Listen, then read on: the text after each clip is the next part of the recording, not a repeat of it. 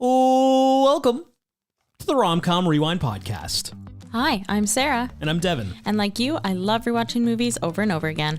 You're here, you made it to us, you love romantic comedies, we do as well. So this is a show where we rewatch rom-coms, break them down a bit for you, maybe take a peek behind the curtain, dig beneath the surface, and decide, does it still hold up? Today we have Exo Kitty Part 2. And wherever you are listening to us, Apple Podcasts, Spotify, throw us a follow, leave a review. Actually, we had a review not long ago on Apple Podcasts that I would love to share with you. This person says, this is such a fun podcast and would absolutely recommend for anyone who loves rom-coms and chick flicks. It's unserious in the best possible way.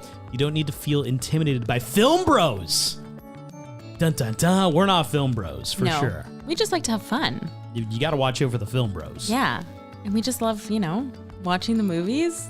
We were watching them anyway. We were watching. That's right. Right? Kind of the concept for this podcast was like we wanted it to feel like you're friends and you're sitting down and you're reminiscing about Julia Stiles and Save the Last Dance and, and you're just chatting about these everlasting things. Yeah, or like getting super excited about a new release for a rom-com, which we haven't, there wasn't the boom that kind of went away in 2010 and now they're like revival. Now the revival. Back. We even have series. We have series like XO Kitty. Oh, by the way, if you want to leave a review on whatever platform, please feel free. They help more people find us. And if you ever want to reach out about anything, Instagram's a great spot for that. We respond to literally every message at Romcom Rewind. XO Kitty. This is part 2. It's a brand new Netflix romantic comedy series. It's a spin-off of To All the Boys series written by Jenny Han. The original film trilogy was the story of Lara Jean. This is the story of your younger sister, Kitty Song-Covey, played by Anna Cathcart. Kitty is dating this guy she met in South Korea named Dae. Kitty applies to be at the same school as Dae in South Korea. Kitty gets in, but not all goes to plan, specifically with a classic love triangle / new romance with one of Dae's classmates, Yuri. Now, to catch you up, spoiler alert. Yeah, I was going to say, that was a big spoiler alert. Well, we're now moving on from episode 6 to 10. Right. Is what part 2 is going to be. Yeah. So to catch you up on the first 5 episodes, and like I said, spoiler alert, just going to try to hash this out very quickly. I know, I'm very excited for you to do this. Because lots of elements at play. Yes. Dae and Yuri. So Kitty was dating Dae. She moves to South Korea. It turns out Dae is dating Yuri. Dun, dun, dun. But then we learn that Yuri and Dae, it's actually a fake relationship to keep up the persona of Yuri's family. And also, she has a love interest in Juliana, which perceptually, that's not something that her family would look kindly on, as well as just public perception that Juliana's a girl and Yuri's also a girl. So, fake relationship with Dae is happening. Kitty's very upset about that. Kitty also learns that she might have a brother who actually goes to the school. He's like a TA kind of thing. No, he's a professor. Is he a professor? Yes, he teaches them chemistry. Yeah. Oh, okay, interesting. Or something, science. Yeah. It's weird, but he's definitely a junior professor. Like, he also oversees the residents. He oversees the residents. I know, but he is a professor, Professor Alex. Like, he is Finnerty? Professor Finnerty. Yes, he is like a legit... They just tee him up to be lesser than. They do. Definitely do. Yeah. So at this point in the movie, Kitty is pretty... the series, Kitty is pretty convinced that Professor Alex... Yes. who might not actually be a professor, is her brother. She's also coming to the conclusion that there's something sketchy going on with Dae and Yuri. And that's kind of where we're at. She's living in the boys' dorm with Dae, with Minho, with Q, and kind of going through all that stuff. Yeah. And there's also this like weird like vibe between... Professor Lim, who's Gina Lim, and she is Yuri's mom, who is also the principal. There's a weird vibe between like her and like Anytime Eve Song, who's Kitty's mom, is brought up. Yes. And we also have Q, who's in a relationship with his other classmate, Florian. I think that's where we're at. Yeah, I mean, we may have forgotten something, but we'll do our best, to pick it up in the next 5 episodes, which I shall recap in like, I'm going to try to be concise, but we shall see. Perfect. Let's do it. All right, so episode 6 starts out with a daydream of Minho where he's hooking up with Kitty in the kitchen. Kitty runs, this is real life now, Kitty runs into Alex in front of Professor Lee's house, and Kitty says they should go see Lee, but Alex doesn't want to yet and says it's going to take time, and what if they're actually not siblings? Foreshadowing. Q and Kitty talk about Minho's upcoming madness party. Q gives her a pep talk saying, you need a new experience, you need to kiss a new boy. So she decides that I'm going to go to the party tonight and I'm going to kiss a new boy. We also see Minho is starting to have a little bit of feelings for Kitty. Day is, of course, at the party, and Kitty is there to find a new boy to kiss. Kitty meets this guy, Gunn, and they start talking and hitting it off. And then all of a sudden he starts bashing Yuri, and Kitty stands up for her, quoting Shania Twain, "That don't impress me much," which I thought was hilarious. I'm like, I died. I was like laughing. If I had something, like if I was drinking something, it would have been gone everywhere. The school dance is, of course, a true requirement of a teen rom-com. Come on. Oh, absolutely. You got to go through those motions. Yes. So I'm glad they did kind of put that in there. Kitty calls Professor Alex on the phone from the party to apologize, but ends up hanging up on him and texting him, only really to text Professor Lee instead. The party gets shut down by Professor Lee, Alex, and Professor Lim, Gina. As we chatted about last episode in part 1, Day never got the necklace on Chuseok, and that's why Kitty is extra mad at him, because she doesn't know that he never got it and that Yuri actually stole it. Finally, Q does fill Day in on this, though, and so we kind of understand that Kitty's not only mad at him because he's dating Yuri, but also because he never got the necklace. Professor Lee and Yuri's mom share a moment. Now it seems that Kitty has a crush on Yuri. And the next day, Kitty goes to see Yuri and they kiss. But, alas, it started with a dream and it ended with a dream. Alas. One thing we got to talk about, and you and I, Sarah, have talked about this on the side, okay, is how, season 1 of this show ends through the latter half of the season. Don't you feel like actually the whole season... Day has just been getting shit on. I know. Poor freaking Day. If there was like a short end of the stick, he would be the continued receiver of that. It's like a Shakespearean tragedy. It is. Like Hamlet. Like he just can't catch a break. Macbeth. Macbeth. Oh my God. Romeo and Juliet. Oh, He's honestly, just, It's Othello. Like Greek tragedy. He couldn't afford to go to school, which is why he's faking this relationship with Yuri. Yeah. And now he's trying to get off of that. Yeah, exactly. I mean, he's dating somebody who's not interested in him. Yeah. He's not even getting any. And then... and not getting any. And remember, at the end of this episode is when we start our other love arc, which is that Kitty has a dream about Yuri. Yeah.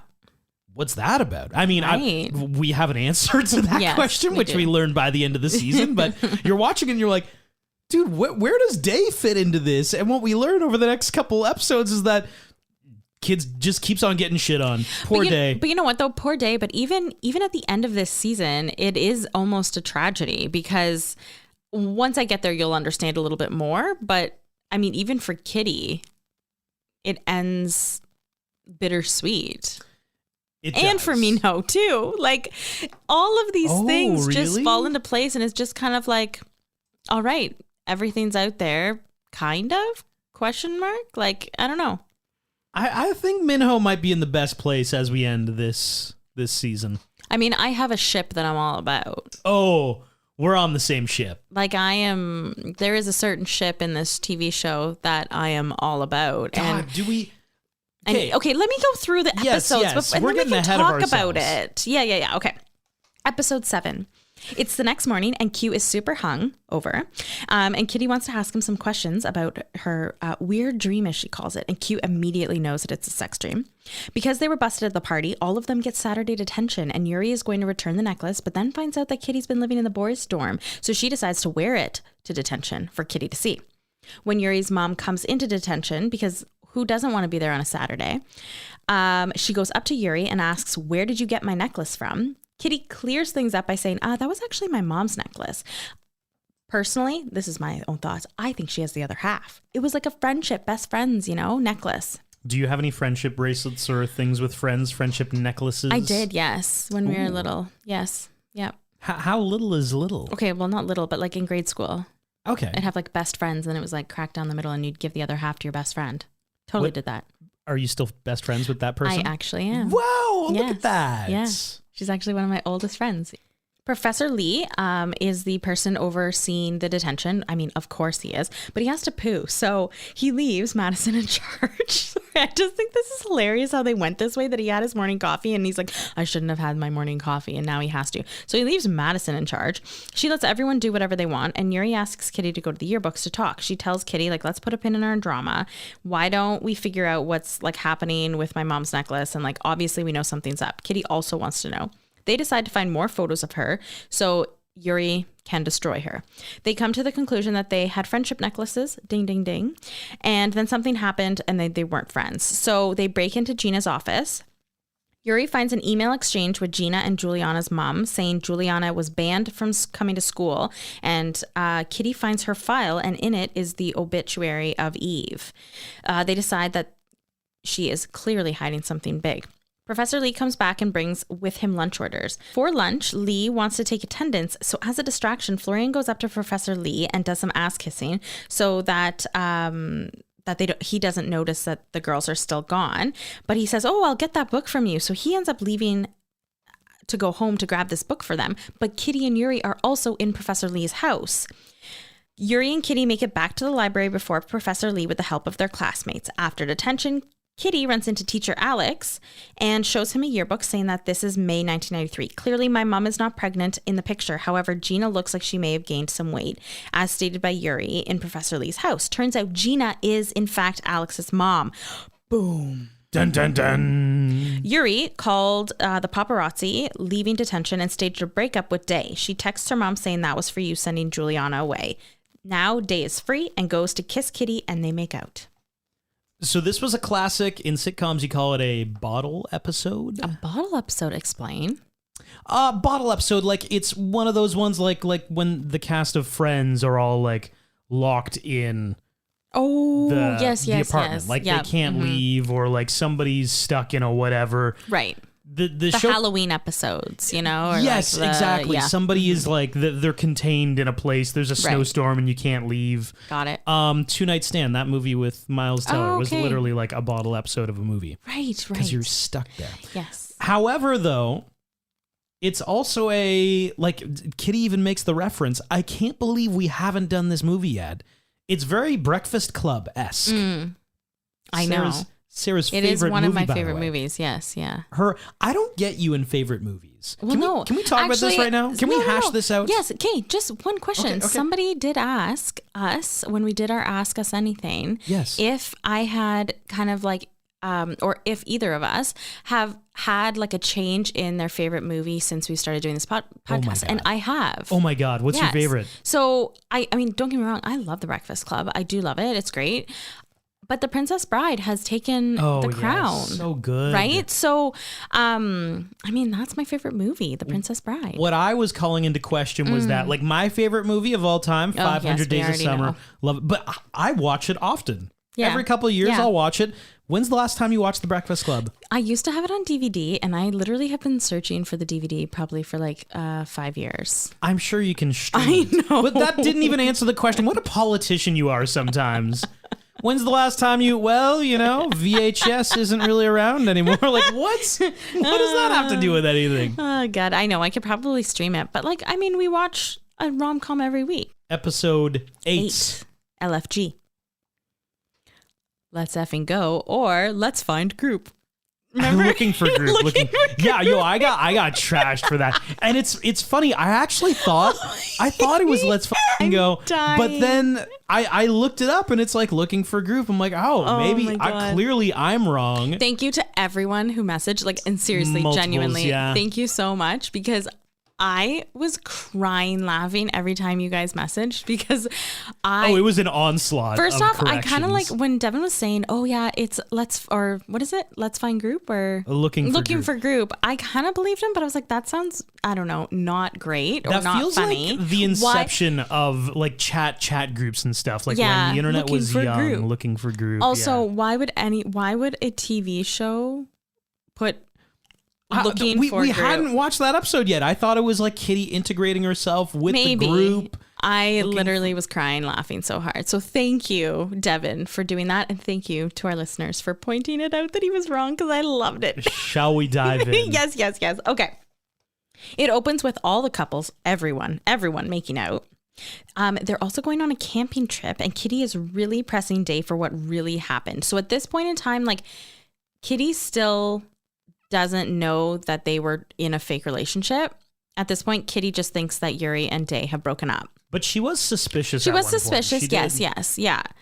So on the bus to their camping trip, Kitty sits with Professor Alex, and it's decided that Kitty and Alex both think that Professor Lee had no idea about baby Alex. At the campsite, Yuri says she wants to room with Kitty, and Kitty just thinks that she's going to murder her. Yuri comes clean to Kitty, finally. Kitty freaks out and says, like, why would you do that to me? Then Yuri comes out and tells her that she's gay and says that the family I have, I'm not allowed to be. And Kitty is just, stunned and sad for her that that she knows that her family would accept any choice that she made. And that it's, really sad for Yuri to be in that position with her family. While Kitty and Yuri are talking, Yuri says that she doesn't want Juliana to think that she's forgotten about her, but has no way of contacting her at her new school in the UK. Kitty offers to ask Margot, her sister, who's living in London, to get a message to Juliana. Kitty isn't mad at Yuri, but is still mad at Day, which I don't think is right. Poor Day. Like, the poor guy had to sign an NDA. Yeah. It was the only way that he could stay at KISS, the school, to do his studies and to provide for his family. Like, clearly Kitty doesn't know him as well as she says she does.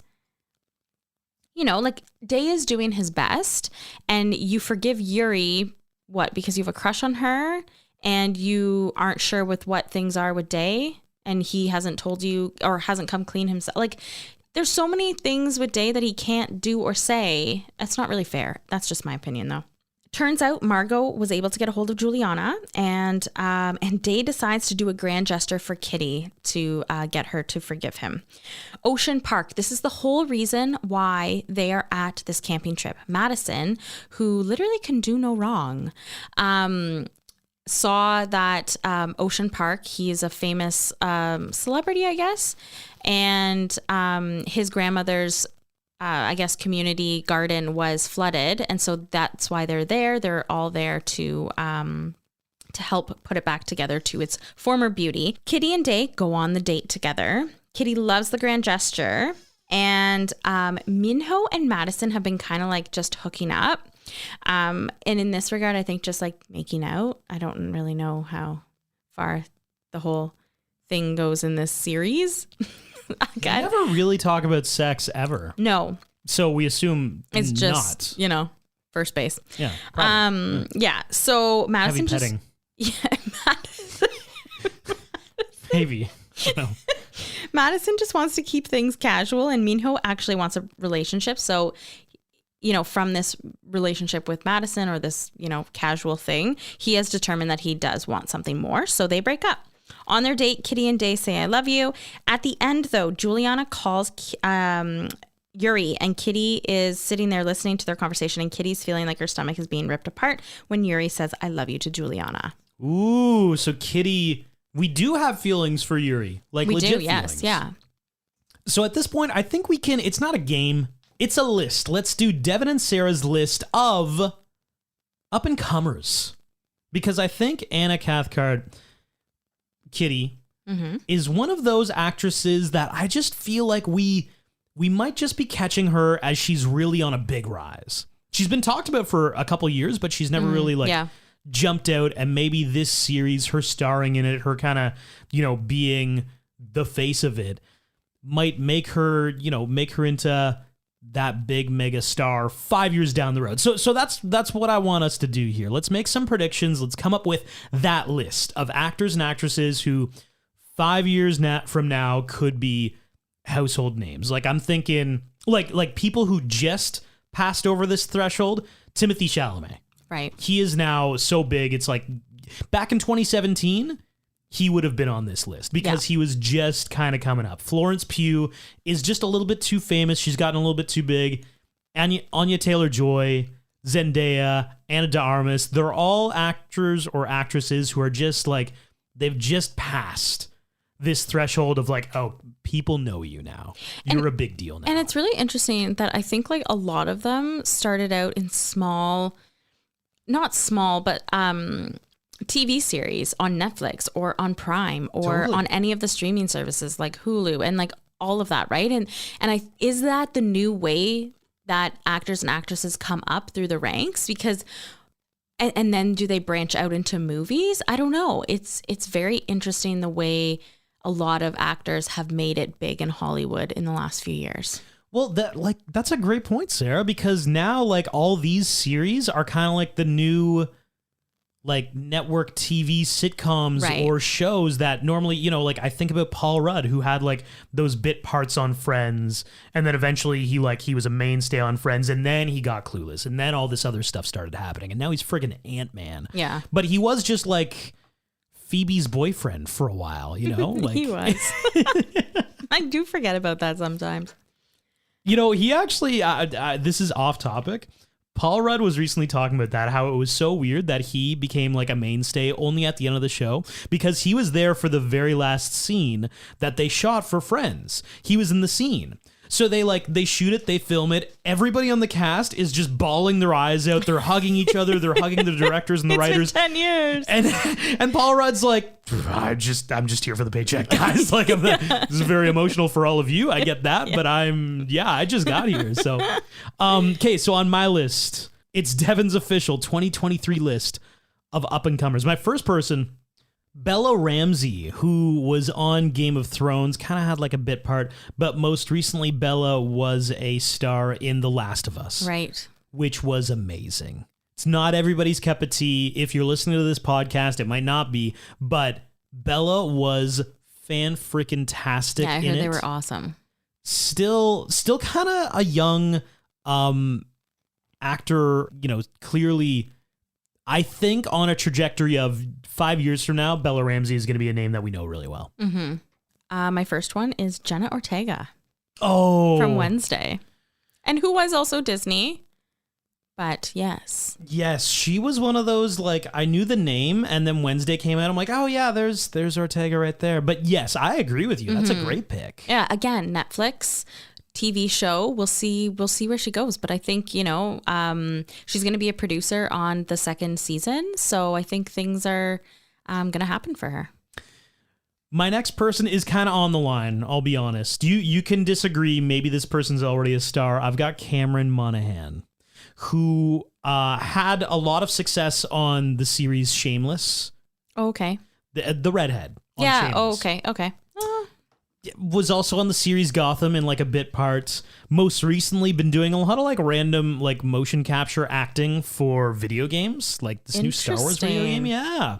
But Cameron, like in watching Shameless and in watching, you know, him on Gotham, I think just way more talented than the opportunities that have been given, if that makes sense. Yeah, that makes sense. I think it happens a lot, actually. I think I feel like he's a better actor than the gigs that he gets. So I just like to see him get better gigs. Okay, my next one is also on the line. Okay. It's on the cusp because I think she may have reached stardom. So I think like she might just be, but Sydney Sweeney, Ooh. White Lotus, most recently kind of thing, you know, very big on all the red carpets for all the award shows. So I do think she'll do more though. I think there's a lot more to come from her. So yeah, we'll see. But yeah, again, cusp a little bit because I think she might be there, but I don't know. No, Sarah, I can tell you that you're right, that she is an up-and-comer, and I can tell you the date. The exact date that she's going to break. Oh, okay. Oh, why? Does she have post-production on something? She has a Marvel movie coming out. Oh, okay. Well, then there you go. Oh, February my God. Is 16th, 2024. She's going to be in Madame Web. Oh. Which I'm actually not familiar with in terms neither. of, like, Marvel stuff. But, yeah, she is going to be... She's, like, the other star in it. It's going to be like Madame Web, and then there's Julia Carpenter, who's like Spider-Woman. She's like the Spider-Woman for this. Oh yes. So there is the stardom right there. February 16th. It's gonna, or maybe like give it the weekend. So Right. like by the 21st, she'll probably be like, oh my God, everybody Number knows who one. this is. Yeah, exactly. My next person. Okay, like we've even done a film with him, but I don't like, I know exactly where he fits into Hollywood and he hasn't fit in there yet. Jimmy O. Yang. Oh, I love Jimmy O. Yang. We did the movie Love Hard that he starred in. It was a Netflix like holiday rom-com, which is pretty good. But like, I feel like over the history of Hollywood, there always needs to be that other guy comedian in movies, whether it's Robin Williams, Jack Black, Kevin Hart has been it for Yes, he like 10 has. years. I think Jimmy O. Yang can be that like, and now I'm the other guy in all of these Hollywood movies, and I'm just here to be really, really funny. Rebel Wilson was Right, this in she so was, many different things. I just think he's so funny. His comedy, his stand-ups they kill me.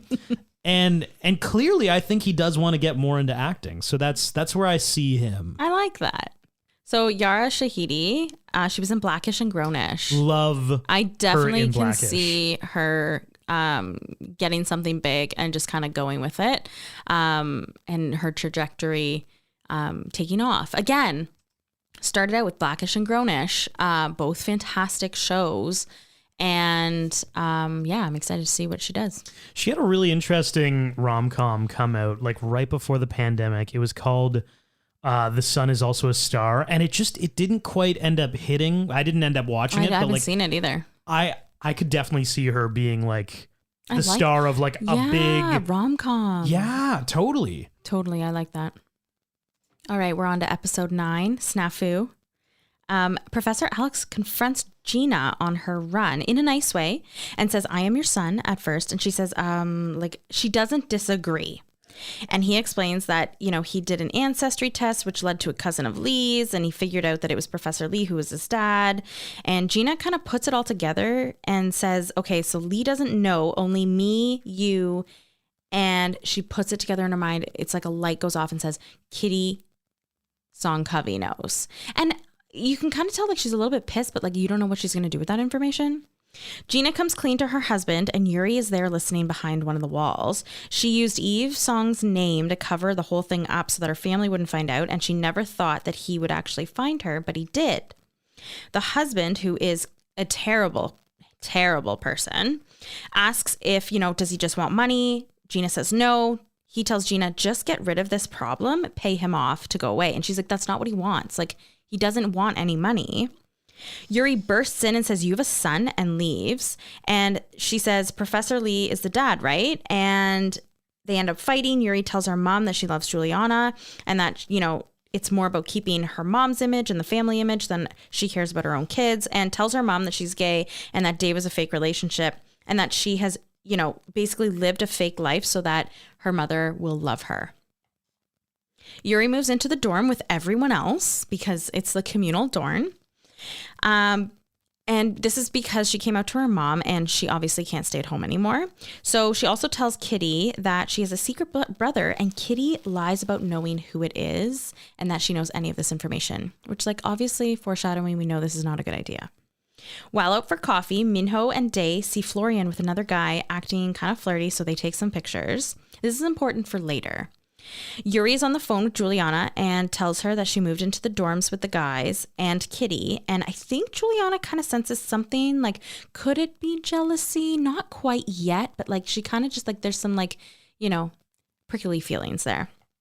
In Kitty's English final, Professor Lee says, the exam's hard, but it's fair. And Kitty says, well, I haven't done well all semester. So like, what can I do if I'm not going to do well in the final? And he says, there's the talent show coming up. If you can do a traditional Korean dance at the talent show, you get an extra 10 points. Yuri then rushes up to Kitty and says, I took traditional fan dancing classes. I can teach you. Yuri and Kitty share a moment while practicing this fan dance. It was sensual and intimate. It was. Q confronts Florian and asks if he's cheating on him. And he says he's not cheating on him, but he's cheating at school. And that he loves him and he's doing this all for him. Florian's grades have slipped because he's much more busy now that he's in a relationship with Q. Q's an all-star. He's awesome at sports. He's awesome at school. He's awesome all around. And I think it's hard for Q to understand anything different than that.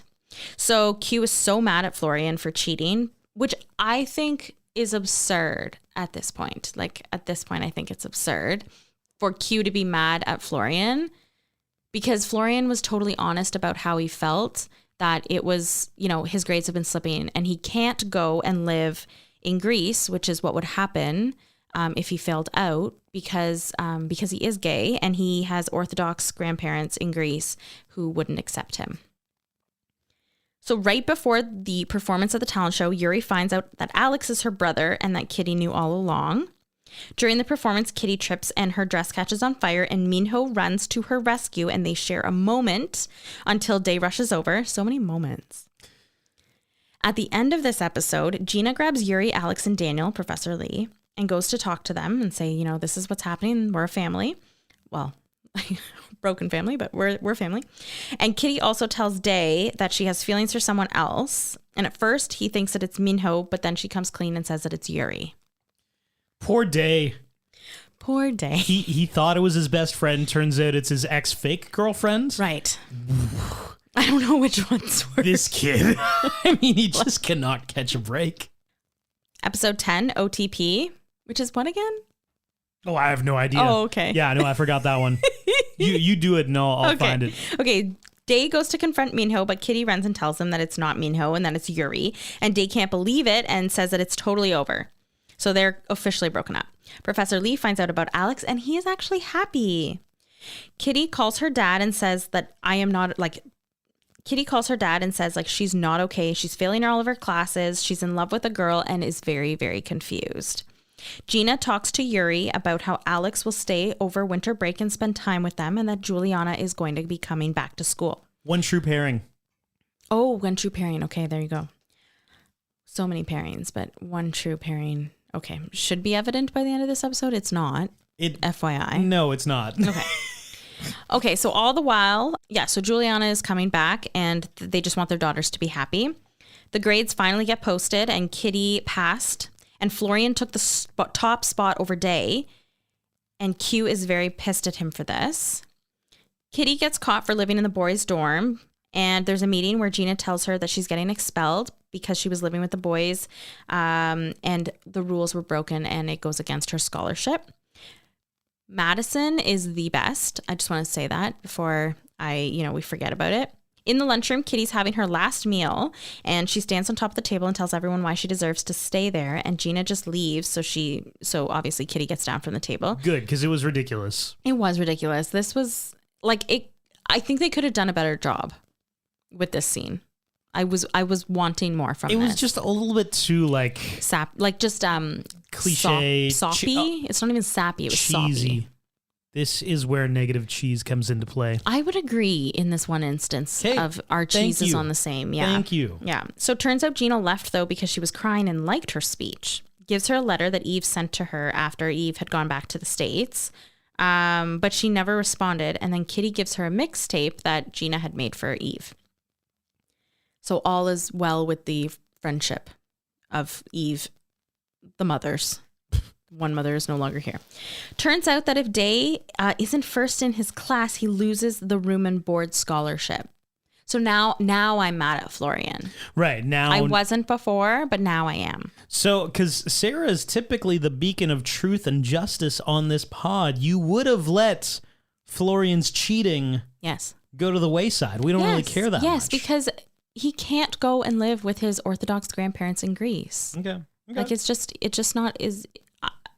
No, he can't. Day tells Q that he wants to fight for Kitty and he runs to the airport because Kitty's going home to the States for winter break and they talk. Kitty tells him that he was the perfect first boyfriend and that she loved him. And he says, "You were the first girl that I loved." They kiss and they walk away because they are officially over. Day realizes that, you know what, there's no saving this anymore. As she turns, there's Yuri and Kitty says, "I thought I knew everything about love. And then I met you." And then Juliana shows up. I think Kitty was about to tell Yuri that she has a crush on her or that she likes her at this point, no longer a crush. And then Juliana shows up.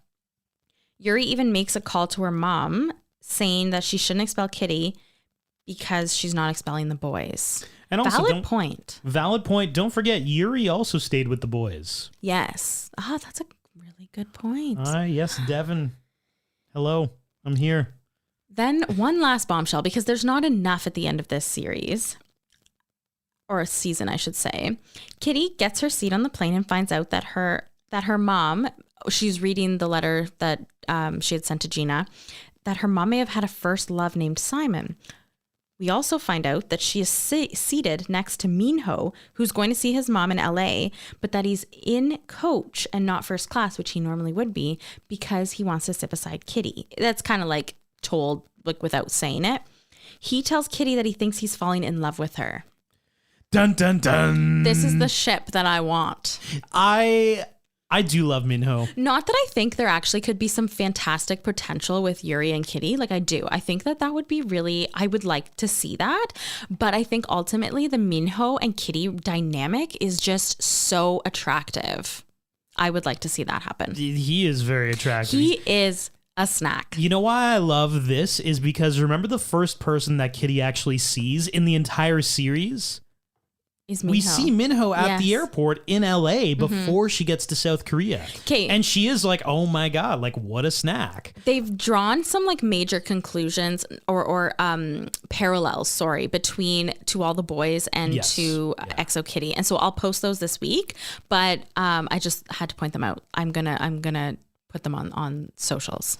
Yeah, love Minho, love Kitty. I think that's a fun... I mean, still though, poor Day. Like poor literally, Day. Kitty's attracted to every other person around Day except for Day. I know. Poor guy. There was a lot going on there. Now on to quick facts. So for quick facts this week, I have 2 like general quick facts, but then the rest are going to be about Kitty or Anna Cathcart. Yuri and Minho, or Sang-hyung Lee and Jia Kim, are actually siblings in real life. I noticed that. Did you? I was looking up his Wikipedia. Okay. Yeah, and I noticed that they were. It's really interesting. I think it's really cool. They have different last names, but yeah. So this is Sang-hyung Lee's first acting gig, Exo Kitty, and he's also going to be making his movie debut later this year in Gran Turismo, the movie. That's interesting. That's going to be pretty cool. So now it's all about Anna. So Anna is a Gemini, and she was born on June 16th, 2003. I led with the astrology. Yeah. Yeah, that has significance because... Oh, no, it's just a fact. Oh, okay. Yeah, great. she is Canadian and was born in Vancouver, British Columbia, Canada. She attends UBC, or University of British Columbia, where she is double majoring in sociology and creative writing. Good for her. Before she was cast to play in To All the Boys, she was a series regular on the PBS TV show Odd Squad, playing Agent Olympia. Anna's first day of shooting Exo Kitty, she was filming the scene in Korea where Kitty struggles with her suitcase and getting it up the stairs. A bystander saw her having trouble, bypassed security, and came over to help her because he didn't know that she was acting in a TV series. That they were filming. Yeah. Oh, that's so lovely. I know, Such it's so kind nice. people in South Korea. Yeah. That's really nice. Anna is half Chinese and half Irish, and her hair is naturally auburn.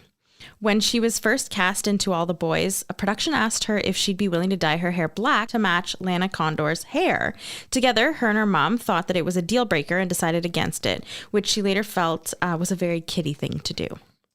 She's still very close to all her, To All the Boys co-stars, even reached out to Lana Condor and Janelle Parrish, who played her on-screen sisters, for advice on leading a series. She said, "I gained 2 big sisters and I'm literally so grateful for that." Her very first audition was when she was 6 years old, and it was for a commercial advertising a Little Mermaid Barbie doll. Back when she was 10 years old, she starred in a Crayola chalk commercial and remembers it as the greatest day of her life. She said that it was a pivotal moment where she realized she wanted to pursue acting as a career. Back when Netflix announced that she'd be getting her own series, Exo Kitty, one of the first celebs to reach out and congratulate her was Simu Liu. They had been on an episode of Sesame Street together. That's so random. While filming the series, Anna had to move to Seoul on her own for 4 months after only ever living with her parents, and she said the whole experience made her feel more like her on-screen counterpart than ever before. Anna and her XO Kitty castmates bonded a ton, hanging out after filming, singing karaoke, and eating fried chicken. This became a ritual for them. Her first celeb crush was Shawn Mendes. Another Canadian. Yep. And Simu also Canadian. Lots of, Yes, wow, that's yeah, wild. Canadian. Maybe that's why they were on Sesame Street together. It just occurred to me. Oh, maybe. Her first fictional movie crush was Lucas Till's character Travis from Hannah Montana, the movie. She loves writing comedy as well as stories for kids and young adults, which stems from her love of Disney Channel shows. Anna wants to change the stereotype about characters who are nerdy because they wear glasses. She wants young viewers to see her on screen and realize that pretty girls wear glasses too. Honorable mentions. Okay, so the cast was great in this. But I have to say my honorable mention is Madison. Yeah. Because like she's just like she loves the chaos. She's very like Greta Gerwig vibes, I She find. is. Or That is a perfect description, like a young Greta Gerwig. Yeah. Yes, 100%. I would like to honorably mention Minho. Okay. I just think I think of all the characters, he actually had the best character arc. Going from this like extremely jaded, extremely like wealthy, too cool for anything else vibes. And now he's, you know, he opened up a lot. We learned a lot more about him. He maybe got a little bit vulnerable. Now, main love interest heading into season 2. Yes, one of them for sure. Love the character arc of Minho. Yes, he was very dynamic and complex as a character. I really liked it. Yeah, whereas some of the side characters were like just like Q likes Florian, they start dating, and that's kind of okay. Yeah. And that's the path you went on. Yeah, Cool. I don't even know what sport he plays. We know nothing. He's about just I Q. know that he's like an all-star athlete, but I actually, now that you mention that, I don't know what he's an athlete of. He's president of the hiking club. I Yes, think, right? yes, and he likes the outdoors and, you know, being active and hates cheating. Yeah. So, whereas yeah. Minho, a much more complex character that I feel like we really fleshed out, and it was really satisfying the way it was fleshed out too. Well, that moves into my what should have beens though when you mentioned that that Minho, yes, complex character, love it. Moving into as a love interest though into season 2, I do think that they could have used less of like the whole triangle square trope for XO Kitty. Like too many love interests, I think, for it to end as season 1. Like Day has moved out of the picture, yes, but now we have 2 new. It's a lot, I think. Yeah, like literally every main character was at some point with somebody or then also with somebody else. Yeah. You know, Yuri's with Juliana, then Day, and then Minho was with Madison. Now I guess Kitty, Day, Minho, maybe Yuri. Yeah. There's a lot of moving pieces there for sure. And now overall rewatchability. Okay, my rewatchability is as follows. Chemistry 3.5, storyline 4.2, thirst factor 3.8, imagination 4, soundtrack 4, cheese 3 for an overall score of 3.75. I think this series was awesome. That I loved that it was done in South Korea, that they had, you know, both English and Korean as a language in the TV series, that the actors were Korean. Like I liked that they brought some diversity to this. I loved it. That's why, you know, I'm scoring it at 3.75. I've got chemistry at 3.2, storyline of 3.7, thirst factor of 4, imagination of 4.2. Agreed, by the way, with everything you said. Soundtrack of 3.8, Tears for Fears, Everybody Wants to Rule the World. Great song. They milked it. I think it played like 4 times. You know what though? Every time it came on, I was like, oh, like, yay. I love this song. I could listen to it all the time. And Cheese a 2.4. That's the only part that really pulls me down on this one. I've got an overall score of 3.55 out of 5. This has been the Rom-Com Rewind of XO Kitty. Wherever you're listening to us, make sure you throw us a follow, subscribe, and leave reviews. And if you want to reach out on Instagram at Rom-Com Rewind. Thanks for listening.